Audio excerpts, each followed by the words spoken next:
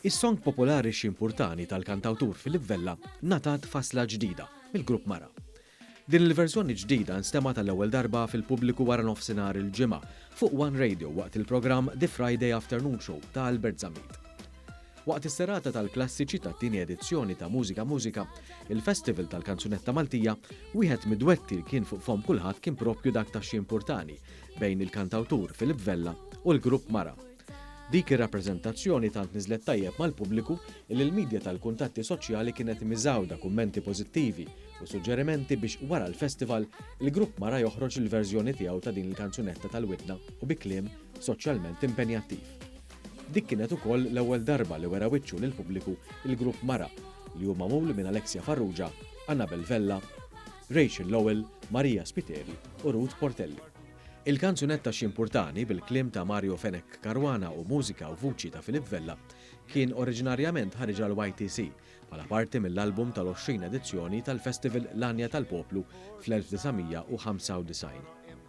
Filip Vella qal li għaddew 27 sena minn mindu ħarġet din id-diska, iżda din għada waħda mill-aktar kanzunetti li jitolbuh anki il-barranin.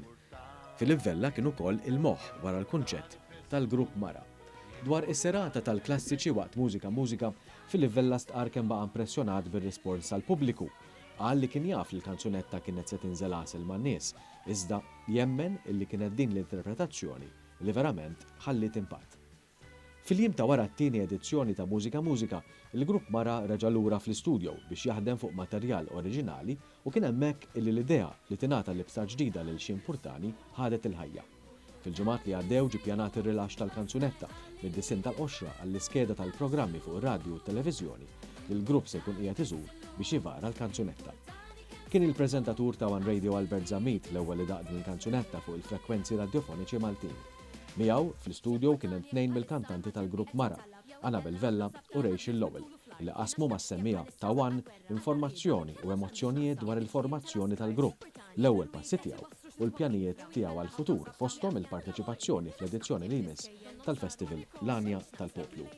Aħna vera kuntenti, ovvjament wara Mużika Mużika kellna reazzjoni sabiħa kemm fuq is-song tagħna aħjar kien kellha kif ukoll X'impurtani li kantajna ma' Filip u ddeċidejna nidħlu fl-istudio u nagħmlu l-verżjoni tagħna u issa ħarġet għan-nies ġifieri verament kuntenti. Ekku, tant intlaqtet mal-Maltin.